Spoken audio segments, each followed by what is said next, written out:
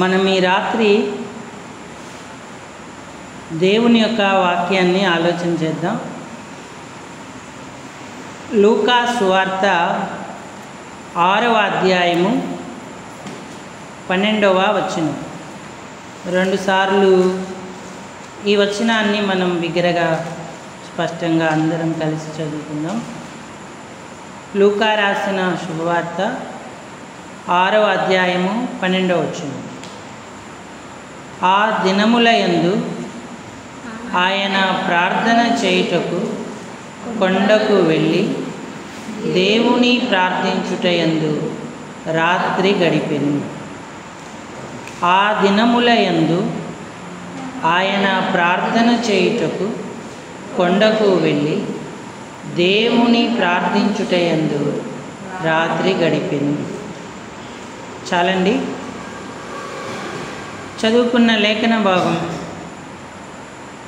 చేరిరాగలిగిన మన హృదయాలకు ఈ రాత్రికాల సమయం ప్రభు యొక్క ప్రసన్నతను అనుభవించుటకు హెచ్చరికగా, పురికొల్పుగా, ఆశీర్వాదకరంగా, దీవెనకరంగా ప్రేమగల దేవుడు చేయునుగాక. ఆమేన్. ప్రభు ప్రజలారా, ప్రభునందున్నటువంటి ప్రియమైన వాళ్ళారా, మనం దేవుని యొక్క వాక్యాన్ని కొంత ధ్యానపూర్వకంగా ఆలోచన చేద్దాం. పాపుల రక్షకుడు ప్రభువైన యేసుక్రీస్తు వారు. ఆయన నిత్య జీవం ఇచ్చే దేవుడు. మనందరం పాపంలో పుట్టి పాపభూయిష్టమైన క్రియల చేత జీవిస్తూ ఉన్నాం. ఈ పాపము వలన వచ్చు జీతం మరణమని దేవుని యొక్క వాక్యం తెలియజేస్తూ ఉంది. ఆ మరణం నుంచి తప్పించుకోవాలంటే నిత్య జీవమిచ్చే యేసయ్యను మనం అంగీకరించాలి. ఎందుకంటే ఆయన కన్యక గర్భాన జన్మించి పాపరహితుడిగా ఉండి మనందరి పాపాలకు రావలసిన శిక్ష, మనము భరించాల్సిన శిక్ష సిలువలో ఆయన భరించి మానవుల పాప పరిహారార్థమై చేయవలసిన కార్యమంతటిని చేసి ముగించాడు. ఆయనను అంగీకరించుట ద్వారా పాపము వలన వచ్చే శిక్షను తప్పించుకుంటాము. అలాగే లోకంలో నెమ్మది, శాంతి, సమాధానం పొందుతాము. చనిపోయిన తర్వాత యుగ యుగాలు కూడా ప్రభుతో ఉంటాం. ఇదే శుభవార్త ప్రభువు ద్వారా మనకు తెలియపరచబడింది.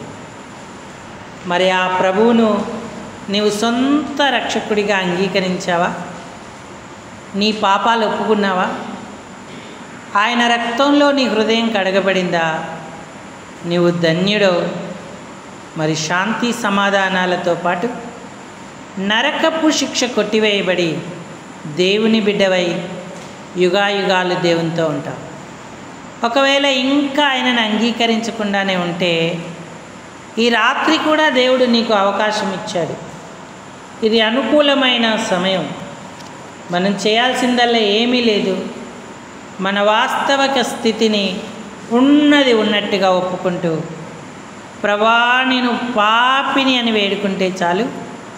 ఈ గొప్ప రక్షణ భాగ్యాన్ని మనం అంగీకరిస్తాం. ఈ గొప్ప రక్షణ భాగ్యాన్ని మనం పొందుకుంటాం. ఒకవేళ రక్షించబడి దేవుని పిల్లలమై నీటి బాప్తిస్వంలో సాక్ష్యం ఇస్తే దేవుని బిడ్డలముగా ఆయన స్వరూప్యానికి ఎదుగు నిమిత్తం అనుదినం మన యాత్రా జీవితంలో మనము భక్తిని సాధన చేయవలసిన వారముగా ఉన్నాం. చూడండి, తిమోతికి రాసిన మొదటి పత్రిక, తిమోతికి రాసిన మొదటి పత్రిక 4వ అధ్యాయము 7వ వచనం చదవండి. అపవిత్రములైన ముసలమ్మ ముచ్చట్లను విసర్జించి దేవభక్తి విషయములో నీకు నీవే సాధకము చేసుకో. నాతో చెప్పండి అందరూ. దేవభక్తి విషయములో నీకు నీవే సాధకము చేసుకొనుము. ప్రాక్టీస్ లేదా ఎక్సర్సైజ్. ఏ విషయంలో? దేవభక్తి విషయములో. ఎవరు చేయాలి? నీకు నీవే. నీకు నీవే. రక్షణ లేని వారితో దేవుడు మాట్లాడట్లేదు. రక్షించబడి ప్రభువునెరిగి ఆయన సంకల్పంలో సాక్ష్యం ఇచ్చిన దేవుని పిల్లలం నీకు నీవే సాధకము చేసుకో అంటున్నాడు. దేవుడు ఎప్పుడూ ప్రార్థన ఆలకించేవాడే. అసలు ఆయనకున్న పేర్లలో అదొక గొప్ప పేరు. అందుకే కీర్తనగాడు అన్నాడు, ప్రార్థన ఆలకించువాడా సర్వ శరీరులు నీ యొద్దకు వచ్చెదరు అన్నాడు. అలాగైతే ప్రార్థించుటలో మనం ఎంత సాధన చేస్తున్నాం? దైవభక్తి ఇప్పటి జీవం విషయంలోనూ రాబోయే జీవం విషయంలోనూ వాగ్దానముతో కూడినదై ఉన్నందున అది మిగుల ప్రయోజనకరమగును అన్నాడు. లేదంటే అది అన్ని విషయములలో ప్రయోజనకరమగును అన్నాడు. కాబట్టి భక్తి సాధన మనం ఎంత చేస్తూ ఉన్నాం? దేవుడి దగ్గరికి వచ్చినప్పుడు కొన్ని సందర్భాలు మాట వరుసకి ప్రార్థన చేసినా ఆయన వింటాడు.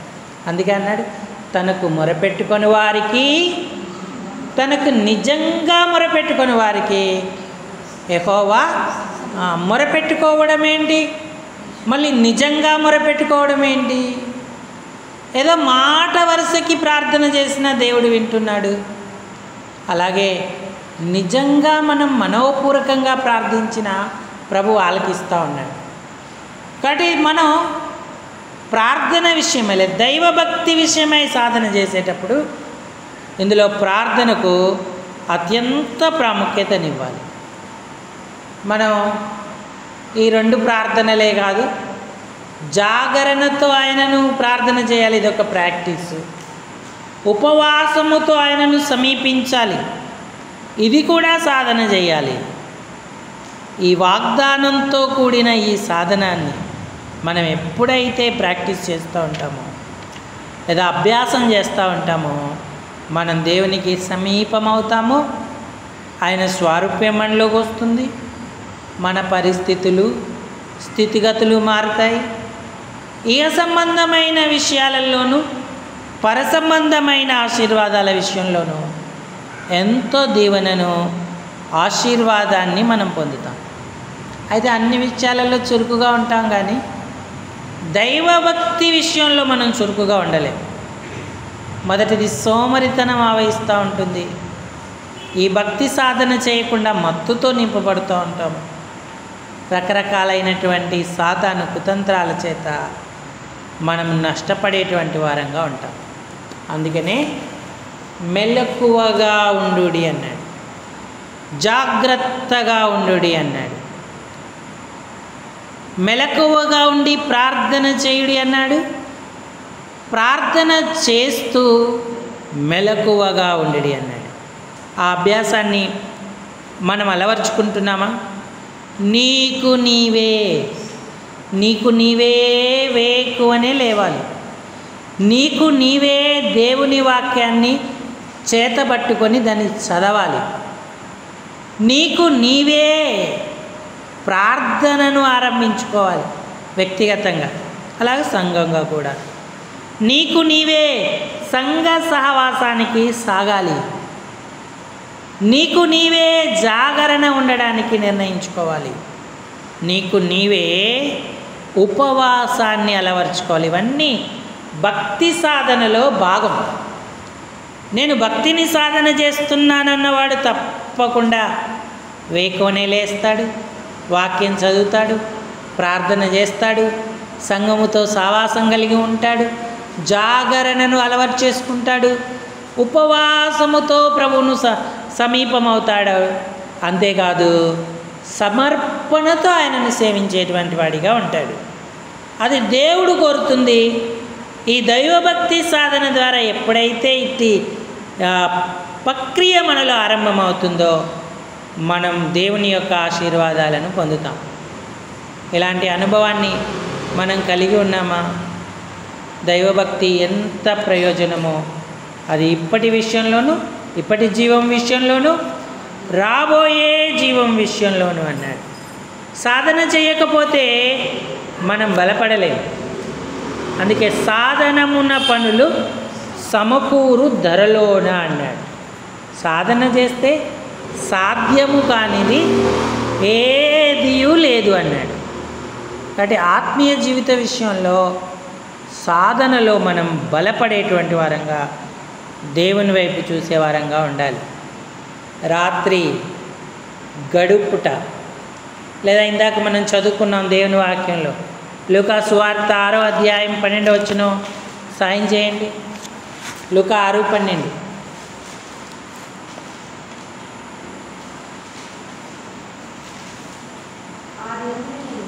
ఆ దినములయందు ఆయన ప్రార్థన చేయుటకు దేవుని ప్రార్థించుటయందు రాత్రి గడిపెను అన్నాడు. ఎందుకు పగలు గడపకూడదా? పగలు సమయం ఉన్నది కదా. రాత్రి గడిపెను అని ఎందుకు ప్రత్యేకంగా మన ప్రభువైన యేసుక్రీస్తు గురించి రాయబడి ఉంది? ఆ దినాలలో కొండకెళ్ళడం ముఖ్యమైన విషయం కాదు. అక్కడ ముఖ్యమైన సంగతి ఏంటంటే ప్రార్థన చేయుటయందు దేవునితో రాత్రి గడపడమే. ఇలాంటి అనుభవాన్ని మనం పొందుతున్నామా? జాగరణతో దేవుని పాదాల కడ అనేక విజ్ఞాపనలు ఆయనకి చెల్లిస్తూ ఉన్నామా? ఆ దినములయందు. ఈ దినాలు కూడా ఎంతో భయంకరం. దేవుని రాకడ సమీపమవుతూ ఉంది. ఎంతగా జాగరణతో మనం ప్రభు దగ్గర గడుపుతూ ఉన్నాం. అది కూడా ప్రార్థించుటయందు అన్నాడు. కొందరు రాత్రి ప్రార్థనలు కలిగి ఉంటారు, కానీ సోషల్ యాక్టివిటీస్ ఎక్కువ కలిగి ఉంటారు. పాటలు పాడుతూ ఇతరమైన విషయాలు వారు కలిగి ఉండి ప్రార్థనలో తక్కువ సమయం గడుపుతూ ఉంటారు. వారు ప్రార్థించుటయందు రాత్రి గడిపెను అన్న అనుభవానికి రావాలని దేవుడు కోరుతున్నాడు. మనకు మాదిరిగా ప్రభువైన యేసుక్రీస్తు వారి ఈ అనుభవాన్ని కలిగి నడిపించారు. ఆయన రాత్రి దేవునితో గడపడంలో ఎంతో మెలకువగా ఉన్నాడు, జాగ్రత్తగా ఉన్నాడు.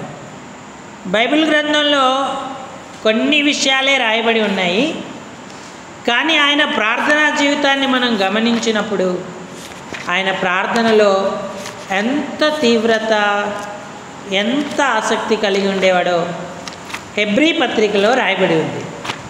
హెబ్రీ పత్రిక శరీరధారి అయ్యున్న దినములలో 7వ వచనము 5వ అధ్యాయం. మన ప్రభువైన యేసుక్రీస్తు వారు శరీరధారి అయ్యున్న దినములలో మహారోదనతోనూ కన్నీళ్లతోనూ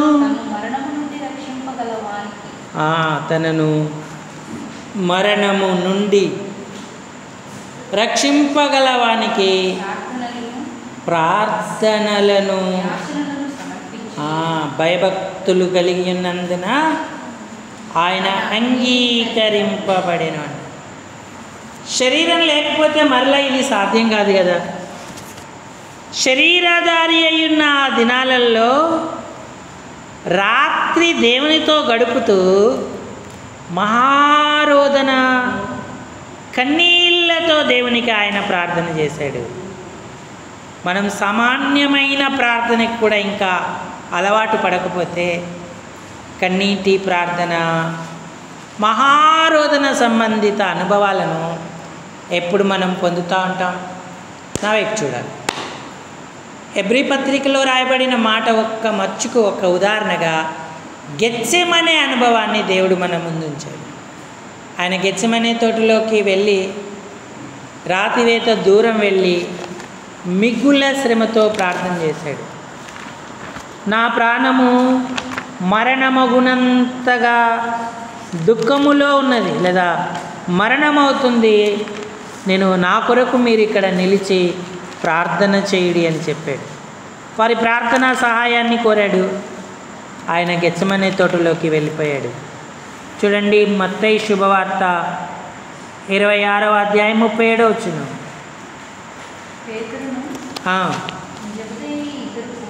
జబదయి ఇద్దరు కుమారులను వెంట పెట్టుకొని చింతాక్రాంతుడగుటకును మొదలుపెట్టెను.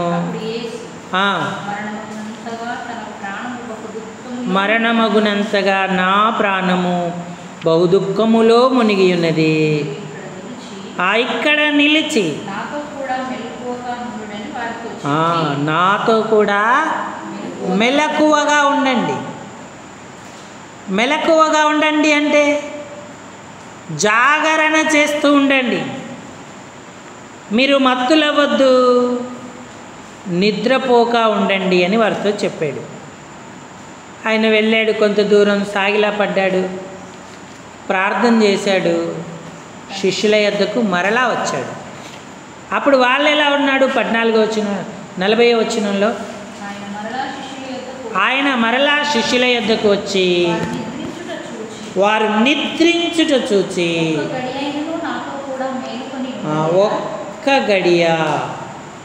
ఒక గడియకు 3 లేదా 4 గంటల సమయం వస్తూ ఉంది. ఒక గడియ అయినను నాతో కూడా మేల్కొని ఉండలేరా? మీరు శోధనలో ప్రవేశించకుండానట్లు మెలకువగా ఉండి ప్రార్థన చేయుడి. ఆత్మ సిద్ధమే కానీ. మరి అప్పటికింకా పేతురు మెలకువగా ఉండి ప్రార్థన చేసే అనుభవంలోకి రాలేదు. జాగరణ అంటే తెలీదు. చేపలు పట్టడానికి జాగరణ చేశాడు కానీ ప్రార్థన చేయడానికి జాగరణ చేయలేదు. యేసుప్రభు ఒకసారి వెళ్ళినప్పుడు, తెల్లవారుజామున వెళ్ళినప్పుడు, పేతురు వల వెయ్యి అంటే, ప్రభువా రాత్రంతా ప్రయాసపడ్డాను, ఒక్క చేప కూడా పడలేదు అన్నాడు. అంటే తన జీవనోపాధి కొరకు, ఇతరాత్రమైన వాటి కొరకు రాత్రంతా మెలకువగా జాగరణగా ఉన్నాడు. ఒక్క గడియ ప్రార్థన చేయమంటే, మెలకువగా ఉండమంటే ఉండలేకపోయాడు. సరే, ఆత్మ సిద్ధమే, శరీరం బలహీనమన్నాడు. అయినను జాగరణ ఉండే శక్తి శరీరానికి ఉంది అని చెప్పి మనకు మాదిరిగా ఆయన మెలకువగా ఉండి ప్రార్థన చేశాడు. ఈనాటి సంఘం, కుటుంబం, వ్యక్తిగతంగా ఇలాంటి అనుభవాలను పొందుతున్నామా? ఎందుకు జాగరణ చేయాలి? ఇది భక్తి సాధనలో ఒక భాగం. ఎందుకంటే మీరు శోధనలో ప్రవేశించకుండా అన్నాడు. పేతురు తర్వాత శోధనలోకి వెళ్ళిపోయాడు, బొంకాడు. ఏసెవరో నాకు తెలియదన్నాడు. అది ప్రార్థన లేకపోతే సాతాను వలలో సులువుగా చిక్కుకుంటాం. జాగరణతో ఉంటున్నామా? దేవుని సన్నిధిలో ఈ భక్తి సాధనలో ముందుకు వెళ్తున్నావా? దేవుని ప్రార్థించుట యందు ఆయన రాత్రి గడిపెను అన్నమాట ఎప్పుడూ మన అనుభవంగా ఉండాలి. మనకు వ్యక్తిగతంగా అది కష్టం. అందుకే దేవుడు సంఘముగా ఒక ఏర్పాటు చేశాడు. సంఘంతో కలిసి అనుభవాలలో ఉన్నప్పుడు అప్పుడు వ్యక్తిగతంగా కూడా మనం రాత్రి ఏకాంతంగా ఆయనతో గడపడానికి బలపడతా ఉంటాం. కాబట్టి ఈ అనుభవాన్ని సంఘానికి ఇవ్వాలి, నీకు నాకు ఇవ్వాలని, ఆయన అడుగుజాడల్లో మనం నడవాలని మనకు ఆయన మాదిరి ఉంచిపోయాడు. ఆయన రాత్రి మెలకువగా ఉండి ప్రార్థించినట్టు మనము ప్రార్థన చేయాలి. ఒక యేసుక్రీస్తు ప్రభువారే కాదు, రాత్రి దేవునితో గడిపిన భక్తులు కూడా ఉన్నారు. అందులో మొట్టమొదటి వ్యక్తి అబ్రహాము. సొదొమ గొమొర్ర పట్టణాలు అగ్నిగంధకముల చేత నాశనం చేయబోతున్నాను, అబ్రహామా నేను ఈ విషయాన్ని నీకు దాయలేను, కాబట్టి నేను నీకు ఈ విషయాన్ని తెలియజేస్తున్నాను అని చెప్పగానే అబ్రహాము దేవుని సన్నిధిలో రాత్రంతా నిలిచి ప్రార్థన చేశాడు. ఆదికాండం 18వ అధ్యాయము 20-21 వచనాలు. ఆదికాండం 18వ అధ్యాయము 20-21 వచనాలు. మరియు యెహోవా సొదొమ గొమొర్రలను గూర్చిన మొర గొప్పది గనుక వాటి పాపము బహు భారమైనది గనుక నేను దిగిపోయి నా యొద్దకు వచ్చిన ఆ మొర చొప్పుననే వారు సంపూర్ణంగా చేసిరో లేదో చూసేదను, చేయని ఎడల నేను తెలుసుకునేదను. ఆ మనుషులు అక్కడ నుండి తిరిగి సొదొమ వైపుకు వెళ్ళిరి. అబ్రహాము ఇంకా యెహోవా సన్నిధిని నిలిచి ఉండెను అన్నాడు. అబ్రహాము సమీపించి ఇట్లన్నాడు. ఇక్కడ ఆరంభమైన ప్రార్థన తెల్లవారు వరకు సాగుతూనే ఉంది. అంటే అబ్రహాము దేవుని సన్నిధిలో నిలిచి ప్రార్థిస్తూ ఉన్నాడు. తెల్లవారినప్పుడు అబ్రహాము ఆ లోతు మైదాన ప్రాంతాలను చూశాడు. 29వ వచనం చదవండి, 19వ అధ్యాయంలో, లేదంటే 27 చదవండి. 29, 19వ అధ్యాయము 27వ వచనం. తెల్లవారినప్పుడు అబ్రహాము లేచి యెహోవా సన్నిధిని నిలిచిన చోటుకు వచ్చి సొదొమ గొమొర్రాల తట్టును ఆ మైదానపు ప్రదేశము యావత్తును చూడగా అదిగో ఆ ప్రదేశము పొగ ఆవపు పొగ వలె లేచి ఉండేనండి. మరి జాగరణతో అబ్రహాము దేవుణ్ణి వేడుకున్నాడు. ఇక్కడే కాదు, ఇంకా చాలా సందర్భాలలో ఆయన రాత్రి ఆయనతో గడిపాడు, పగలు గడిపాడు, వేకువనే గడిపాడు. పలు అనుభవాలు అబ్రహాముకు ఉన్నాయి. మనం అలాంటి అనుభవాన్ని పొందుతున్నామా? జాగరణ, మెలకువగా ఉండి ప్రార్థించాలి. ప్రజలందరూ నాశనం అవుతూ ఉంటే ఆ నాశనం మధ్య తన అన్న కుమారుడు ఉన్నాడని, తన రక్త సంబంధీకులు నాశనానికి వెళ్ళకూడదని అబ్రహాము ప్రార్థించాడు. జాగరణ మెలకువతో ప్రార్థించాడు. దేవుడు మొర విన్నాడు. అబ్రహాముకు అన్న కుమారుడు లోతును ఆ నాశనం మధ్య నుంచి తప్పించాడు. కాబట్టి ఈనాడు మన ప్రియులైన వారు కూడా తప్పింపబడాలంటే జాగరణతో మనం ప్రభు దగ్గర గడపగలిగే వారంగా ఉండాలి. యాకోబు విషయమైతే ఇంకా తేటగా మనం గుర్తించగలుగుతాం. ఆయన పద్దనారాము నుంచి తిరిగి వస్తున్నప్పుడు ఒక్కడు మిగిలిపోయాడు ఒంటరిగా. అప్పుడు దేవుడు అతనితో పెనుగులాడాడు. ఆ రాత్రి దేవుడు అతన్ని గెలవాలని ప్రయత్నము చేశాడు. చూడండి, ఆదికాండము ఎబ్బేక్ రేవు దగ్గర మనం ఈ విషయాన్ని గుర్తిస్తాం. ఆ 32వ అధ్యాయంలో 22వ వచనం చదవండి. ఆదికాండం 32:22. ఆ రాత్రి అతడు లేచి తన ఇద్దరు భార్యలను పిల్లలను తీసుకొని ఎబ్బేకు రేవు దాటిపోయాడు. యాకోబు వారిని తీసుకొని ఆ ఏరు దాటించి తనకు కలిగినదంతయు పంపివేసింది. ఒక్క నరుడు తెల్లవారు వరకు అతనితో పెనుగులాడేను అన్నాడు. రాత్రంతా యాకోబు దేవుడు, ఇద్దరు కూడా పోరాడుతూ ఉన్నారు. నిజానికి దేవుణ్ణి గెలవడం అసాధ్యమే, కానీ దేవుడు తానే ఓడిపోయినట్టుగా యాకోబు గెలిచినట్టుగా చెప్తున్నాడు. అంటే యాకోబును తన సొంత కుమారుడిలా ప్రేమించాడు దేవుడు. కుమారుడు గెలిచినప్పుడు తండ్రి ఓడిపోయిన ఎంత సంతోషిస్తాడో, అంటే ఓడిపోయినట్టు ఎలా నటిస్తాడో దేవుడు కూడా యాకోబు దగ్గర అలా నటించాడు. అయితే యాకోబు మాత్రం వదలలేదు. ఆశీర్వాదం పొందేంత వరకు పెనుగులాడాడు, దేవుణ్ణి బ్రతిమిలాడాడు, పోనివ్వలేదు. అందుకు దేవుడు అతనితో అన్నాడు, 28వ వచనం చదవండి. అప్పుడు ఆయన నీవు దేవునితోనూ పోరాడి సంతోషమే, మనుషులతోనూ. యాకోబు ఈ మనుషులతో దేవునితో గెలవాలంటే మొదట దేంతో గెలవాలి?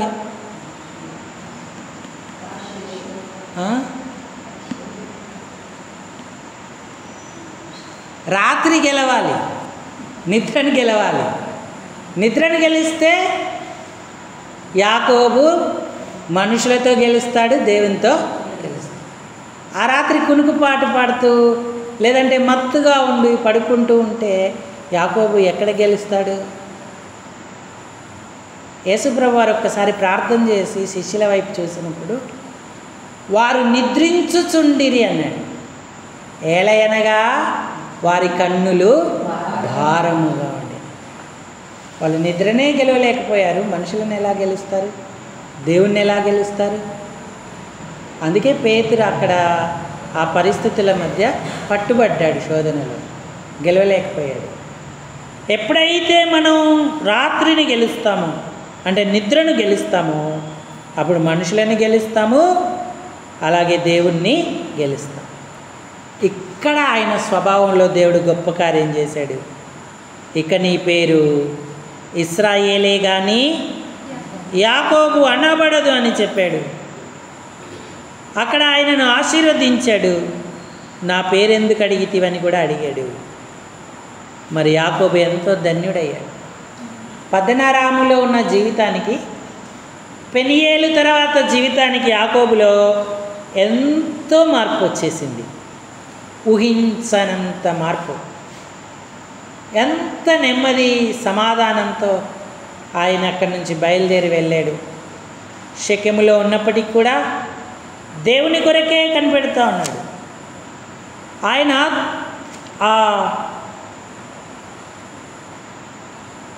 ఒక కర్ర మీద ఆనుకుంటూ నడుస్తూ వచ్చానని దేవుని వాక్యం సెలవిస్తూ ఉంది. కాబట్టి నాటి నుంచి ఇశ్రాయేలు దేవుని మీద ఆధారపడ్డాడు, దేవుని వాక్యం మీద ఆధారపడ్డాడు. ఆయన కొరకు వేచి ఉండి మెల్లిమెల్లిగా వాగ్దత్త దేశానికి ఆయన రాగలిగాడు. కాబట్టి ప్రియులారా, ఈనాడు మనం ఇలాంటి అనుభవాన్ని పొందుతున్నామా? మన చుట్టూ ఎంతో భయానక పరిస్థితులు ఉన్నాయి. అబ్రహాము మెలకువగా ప్రార్థించినట్టు, యాకోబు మెలకువగా రాత్రిని గెలిచినట్టు, ప్రభువైన యేసుక్రీస్తు వారు రాత్రి గెత్సెమనెలో ఎంతో తీవ్రతతో ప్రార్థించినట్టు మనం కూడా అట్టి అనుభవాన్ని పొందాలి. అప్పుడు పరిస్థితులను గెలుస్తాం, మనుషులను గెలుస్తాం. దేవుణ్ణి గెలిచామన్న బిరుదు యాకోబుకి ఎలాగివ్వబడిందో మనకు కూడా దేవుడు అనుగ్రహిస్తాడు. అన్నిటిపై గొప్ప విజయాన్ని ప్రభు మనకిస్తాడు. కాబట్టి భక్తి సాధనలో ఇది నాకు వద్దు అనడానికి వీలు లేదు. ముక్తసరిగా చేసే ప్రార్థనలే కావచ్చు, ఆసక్తితో చేసే ప్రార్థనలే కావచ్చు, జాగరణతో చేసే ప్రార్థనలే కావచ్చు, ఉపవాసంతో చేసే ప్రార్థనలే కావచ్చు, అవన్నిటికీ ప్రతిఫలాన్ని దేవుడు అనుగ్రహిస్తాడు. అయితే మనం మరింత ప్రాక్టీస్, మరింత సాధనం మన జీవితాలలో చేయాలి. లూకా సువార్త 6:12 చదవండి. లూకా రాసిన శుభవార్త 6:12. ఆ దినములయందు ఆయన ప్రార్థన చేయుటకు దేవుని ప్రార్థించుటయందు రాత్రి గడిపెను అన్నాడు. అదే దేవుని యొక్క ముఖ్య ఉద్దేశం అన్నమాట. మనం ప్రార్థనలో రాత్రి జాగరణతో గడపాలి. అబ్రహామే కాదు, యాకోబే కాదు, ప్రభువైన యేసుక్రీస్తే కాదు, దావీదు కూడా ఇలాంటి అనుభవాన్ని కలిగి ఉన్నాడు. కీర్తనల గ్రంథం అంతా కూడా మనకు అదే విషయాన్ని తెలియజేస్తూ ఉంటుంది. నేను రాత్రియు మౌనముగా నుండుట లేదు అన్నాడు. రాత్రి ఆయన ప్రసన్నతను, సన్నిధిని దావీదు అనుభవిస్తూ వచ్చాడు. ఒకవేళ మధ్యరాత్రి లేచాడనుకో ఏం చేస్తున్నాడు? 119వ కీర్తనలో రాయబడి ఉంది, నీ న్యాయ విధులకు కృతజ్ఞతాస్తుతులు చెల్లించినట్లు అర్ధరాత్రి వేళ నేను మేల్కొనువాడను అంటూ ఉన్నాడు. 62వ వచనం చదవండి. 119:62. న్యాయమైన నీ విధులను బట్టి నీకు కృతజ్ఞతాస్తుతులు చెల్లించుటకు అర్ధరాత్రి వేళ నేను ఆయన మేల్కునేదే స్తుతి చెల్లించడానికి, ప్రార్థన చేయడానికి అన్నట్టుగా చెప్తా ఉన్నాడు. ఈనాడు మనం ఇలాంటి అనుభవాన్ని కలిగి ఉంటున్నామా? జాగరణ, మెలకువగా ఉండి మనం దేవుణ్ణి గణపరచాలి. కొత్త నిబంధన గ్రంథంలో కూడా పౌలు, శీల అర్ధరాత్రి వేళ పాటలు పాడుతూ కీర్తనలతో ప్రభువును ప్రార్థిస్తూ ఉన్నారు. అపొస్తల కార్యంలో మనం ఎన్నోసార్లు జ్ఞాపకం తెచ్చుకున్నాం. ఆయనను బంధించి చెరసాలలో వేశారు. అయితే రాత్రి కూడా వారు మౌనంగా ఉండలేదు, పాడుతూ ప్రార్థనలు చేశారు. ప్రభువు గొప్ప కార్యం చేశాడు. అపొస్తల కార్యములు 16వ అధ్యాయము 25వ వచనం. అయితే మధ్యరాత్రి వేళ పౌలును శీలయును దేవునికి ప్రార్థించుచు కీర్తనలు పాడుచుండిరి, ఖైదీలు వినుచుండిరి అన్నాడు. ఈ అనుభవమే ఆ చెరసాల నాయకుడికి రక్షణ కలగడానికి, ఇంటి వారందరూ కూడా రక్షణ పొందడానికి కారణమైనది. ఒక్క రాత్రి ప్రార్థన ఎంత గొప్ప కార్యం చేస్తూ ఉంది. ఈనాడు మెలకువగా ఉండి ప్రార్థించే అనుభవాన్ని మనం పొందుతున్నామా? మధ్యరాత్రి వేళ కృతజ్ఞతలు చెల్లించడం, స్తుతులతో ప్రభువును గణపరచడం ఎంత ధన్యత! మన పితరులందరూ కూడా ఆయన అడుగుజాడల్లో నడిచిన వారే, జాగరణతో ప్రభువును సేవించిన వారు, ప్రార్థనలలో మరి ఆయన సన్నిధిని నిలిచి తమ పరిస్థితులన్నీ మార్చుకున్నారు. మరి రాత్రి సంఘానికి దేవుడు కోరుతున్న అనుభవాన్ని మనం సంపాదిద్దామా? ప్రభా, నేను సోమరి అయిన చెడ్డ దాసును, నేను నువ్వు ఆశించిన జాగరణ, దైవభక్తి విషయంలో సాధన చేయలేని స్థితిలో ఉన్నాను. నాకు సహాయం చేయి. నా పితరులైన అబ్రహాము, యాకోబు, దావీదు, పౌలు, శీలలు, నా ప్రభువైన యేసుక్రీస్తు వారు జాగరణతో రాత్రి నీతో గడిపినట్టు మెలకువగా ఉండి ప్రార్థించే అనుభవం నాకు ఇవ్వు అని అడుగుదాం. ఎప్పుడైతే మనం ఈ అనుభవాన్ని పొందుతామో అన్నీ గెలుస్తాం, అన్నిటా గెలుస్తాం. ఎందుకంటే మనల్ని గెలిపించేవాడు దేవుడు, మన సామర్థ్యం, బలం, మంచితనం కాదు. ఈ అనుభవంలో ఉన్న సంఘానికి అపజయం ఉండదు, వ్యక్తులకు అపజయం ఉండదు, కుటుంబానికి అపజయం ఉండదు. అప్పటికప్పుడే దేవుడు సాయం చేస్తాడు, గుప్పిలు విప్పుతాడు, తోడుగా ఉంటాడు. ఆహార విషయం, వస్త్ర విషయం, పోషణ విషయం, సంరక్షణ విషయం, ఆర్థికపరమైన అప్పుల విషయం, ఇబ్బందుల విషయం, శత్రుబాధల విషయం, అన్నిటి విషయమై గొప్ప సహాయాన్ని దేవుడు చేస్తాడు. కాబట్టి మనం ఈ అనుభవాన్ని అపేక్షిద్దాం. ప్రభా, మాకటి ధన్యత నువ్వు కోరుకున్న రీతిగా మేము ఉండేటట్టు మాకు సహాయం చేయమని అడుగుదాం. ఈ తలంపులను దేవుడు దీవించునుగాక. అందరూ తలలు వంచి కళ్ళు మూసుకోండి, మనం ప్రార్థనలోకి వెళదాము.